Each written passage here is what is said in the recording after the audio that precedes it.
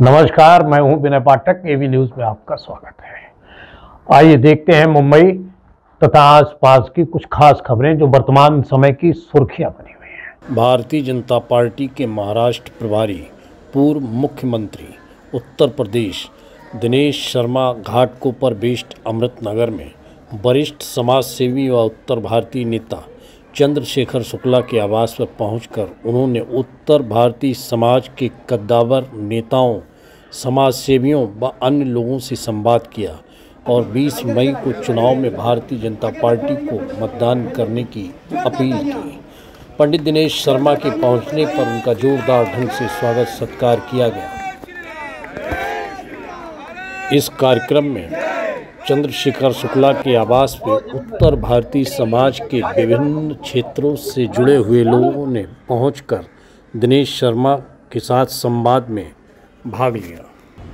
कि आज पूरा देश, जो मुंबई में 26/11 की घटना घटी थी, तो पूरा देश जो था वो एक तरीके का दुख अपना प्रकट कर रहा था। 166 लोग मारे गए थे और उस अवस्था में लोगों को आक्रोश था पाकिस्तान के खिलाफ और पाकिस्तान के कई आतंकी संगठनों ने यहां के आतंकवादियों को अपना माना था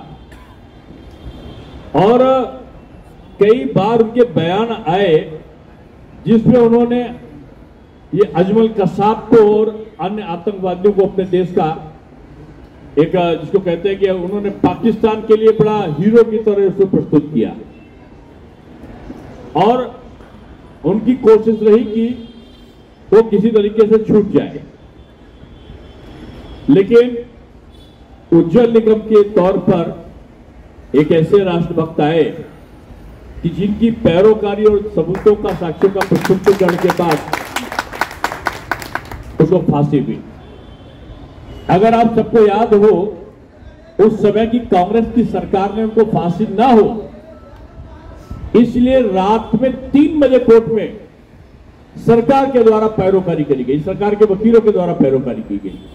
रात को 3 बजे कोर्ट खुलवा के, यानी आतंक या सामान्य लोगों के लिए कोर्ट का नियम है सरकार के द्वारा, और सरकार के द्वारा उस नियम को भंग करके रात को 3 बजे दरवाजे इसलिए खुलवाए गए कि आतंकवादियों को फांसी से बचाया जा सके।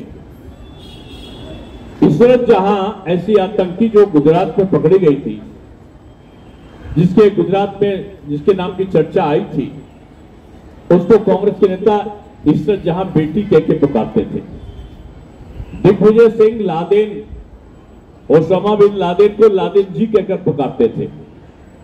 और आज तो कांग्रेस की वो प्रवृत्ति सामने आई जब यहां के नेता प्रतिपक्ष मुनव्वर के द्वारा ये बयान दिया गया कि कसाब का कोई दोस्त नहीं, कसाब की गोली से वो नहीं मरा। वो हमारी जो अमर शहीद थे करकरे जी, वो कसाब की गोली से नहीं मरे। ये कसाब की गोली से मरे कि नहीं मरे, लेकिन आपकी बोली से आज शहीद परिवारों के दिल में चोट पहुंची है और कांग्रेस की नीयत खुलासा हुआ है कि कांग्रेस किस हद तक वोट की राजनीति में तुष्टीकरण के लिए जा सकती है। ये देश अब्दुल कलाम का है, अब्दुल हमीद और अशफाकुल्लाह ऐसे लोगों का है। ये वीर शिवाजी की धरती है, बाला साहब ठाकरे का ये शौर्य का केंद्र है। लेकिन आप कसाब की स्तुति वोट की लालच में तुष्टीकरण के लिए करने लगो और आप संप्रदाय के आधार पर वोट जिहाद कहने लगो, तो बदल गए उद्धव जी, बदल गए ये कांग्रेस की राजनीति करने वाले लोग। आज वोट की राजनीति पे इतना गिरकर राजनीति करेंगे लोग, इसकी संभावना किसी ने नहीं करी थी।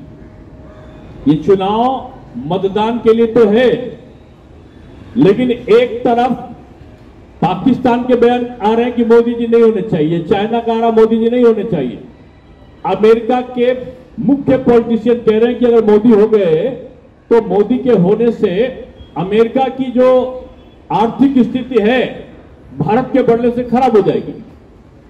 इसलिए मोदी का ना आना अमेरिका के हित में है, वहां के अखबार लिख रहे हैं और वही भाषा यहां के कांग्रेसी बोल रहे हैं और उद्धव जी को उन्होंने अपने साथ में कर लिया है। आज देश दो धाराओं में बटा है। एक तरफ है देश को मजबूत कौन करता है, भारत वही है ना जो सोने की चिड़िया कहलाता था। चिड़िया के पंख नोच नोच के ये मुगल आए, यूनानी आए, तुर्क आए, मुगल आए, ये अंग्रेज आए, सब ने नोचा सोने की चिड़िया के पंख और चले गए। अब मोदी जी का युग है। खड़गे साहब, मैं राज्यसभा का पहले दिन गया था तो खड़गे साहब पहले दिन में भी शपथ लेके सितंबर में मैं राज्यसभा का सदस्य हुआ तो पहला सत्र मेरा था। तो मैं जब गया तो खड़गे साहब व्यवस्था का प्रश्न है, चलने नहीं दे रहे थे राज्यसभा को। मैंने कहा खड़गे साहब को हो क्या गया कांग्रेस को? तो लोगों ने कहा इनको शेर का आतंक है। तो मैंने समझा शेर कहां से आ गया, अब तो चिड़ियाघर में सर्कस वाला शेर भी नहीं है। खड़गे साहब कह रहे थे शेर का मुख खुला क्यों है, शेर का मुख खुला क्यों है, शेर क्यों दहाड़ रहा है, क्यों दहाड़ रहा है? तब लोगों ने मुझे, मैं बगल में पूछा किसी वरिष्ठ सदस्य से कि हो क्या गया? तो बोले कि साहब पहले लटकाए हुए शेर जो थे अशोक की लाट पे थे, आज उस दिन नया संसद भवन में प्रवेश था। बोले नए संसद भवन में दहाड़ता हुआ शेर है। वो तीनों शेर अब सब लटकाए हुए नहीं है, अब दहाड़ते हुए है। तो मैंने इस पे खड़गे साहब को आपत्ति है। तब मैंने खड़े होकर कहा खड़गे साहब अभी मोदी जी का जमाना है, अब पाकिस्तान से बोली तो हिंदुस्तान से शांति का प्रतीक कबूतर नहीं उड़ेगा। अब हिंदुस्तान की सोने की चिड़िया के पर कोई उचार के नहीं ले जा पाएगा। मोदी जी का शेर नाम का शेर है और इसलिए दहाड़ता हुआ शेर यहां पर खड़ा हुआ है कि पाकिस्तान की गोली तो हिंदुस्तान का बम और पाकिस्तान का बम तो घर में घुसकर मारेंगे हम। ये बात उन्होंने करके रखा।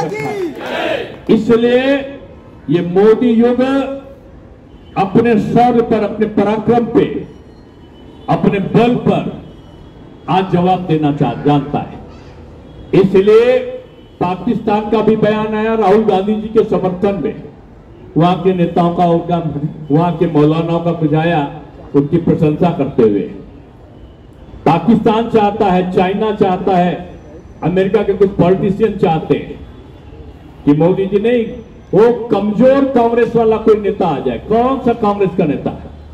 जिसके समय रोहिंग्या आ गए हिंदुस्तान में, जिसके समय बांग्लादेशी आ गए हिंदुस्तान में, जिसके समय यहां पर पाकिस्तानी आतंकी यहां पर आतंक फैलाकर दमादों की तरह खाते कराकर वो हजरतगंज में बिरयानी खाकर वो वापस पाकिस्तान भाग जाते थे।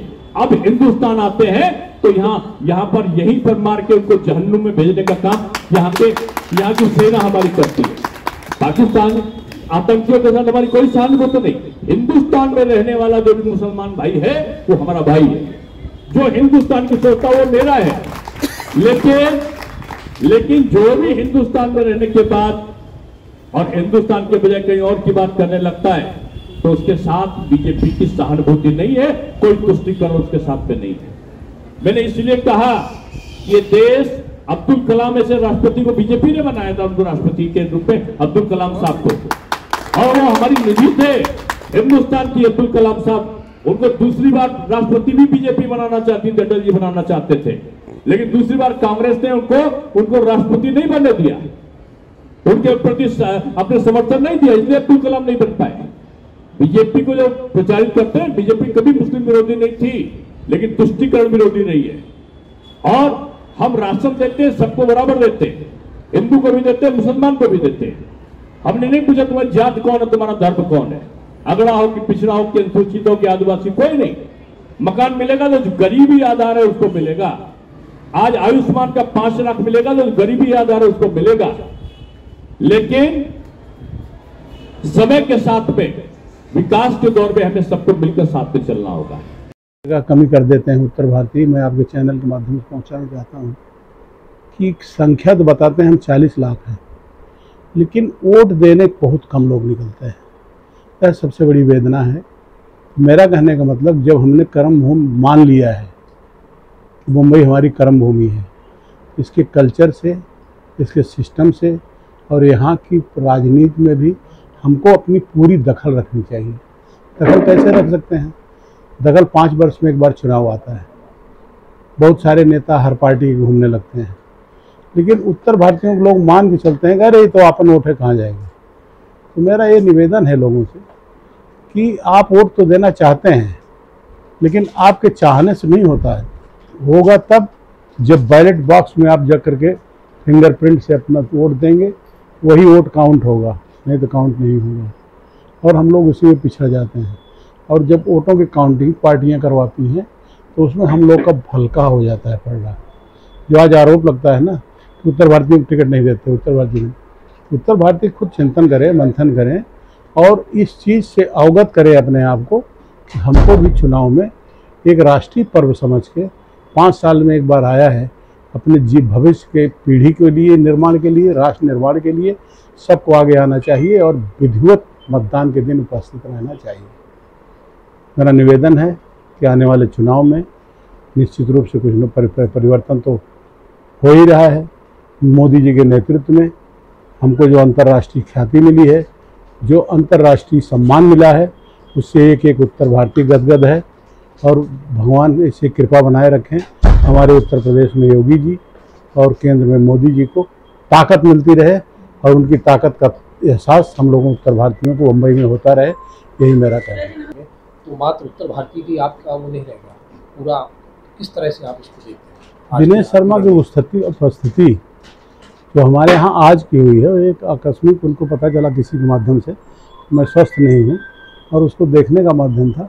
लेकिन चुनाव का टाइम है और इतने बड़े लीडर का जो उत्तर भारतीयों के नेता नहीं, उनको लगता है अब तो पूरा देश देख रहे हैं, राज्यसभा सांसद हो गए और जितने बड़े प्रदेश के चुनाव के प्रभारी हो गए, तो उनका इम्पैक्ट जो है हमारे लोकल घाटकोपर में भी पड़े, वो मेरी इच्छा थी। और तो आते देख के चाय पानी करवाता और निकल जाते, लेकिन मेरी इच्छा थी कि यहाँ पर आवें और मैं कुछ लोगों से उनसे मुखातिब करवाऊँ। और जितने लोग हैं सारे लोगों की इच्छा है कि वोट दें, लेकिन अपील करने का एक अलग अलग तरीका है लोगों का। तो दिनेश शर्मा की आवाज़, दिनेश शर्मा की बात जिस तरीके से वो लोगों के बीच में रखते हैं, निश्चित रूप से वो घर में एक जगह करती है और उसके लिए एक सम्मान मिलता है। बहरहाल खबरों का सफरनामा करते हैं समाप्त। विनय पाठक को दीजिए इजाजत, हम फिर मिलते हैं नई खबरों नए सफर के साथ। लेकिन चलते चलते गुजारिश, विनती, अनुरोध, यदि आपके आसपास कोई समस्या है या फिर घटना घटित हुई है और आप उसे एबी न्यूज़ तक पहुंचाना चाहते हैं तो हमारी स्क्रीन पर दिखाए जा रहे नंबर पर सीधे संपर्क कर सकते हैं। लेकिन चलते चलते गुजारिश, विनती, अनुरोध, आप हमारे चैनल को लाइक, शेयर, सब्सक्राइब करना ना भूलिए। नमस्कार।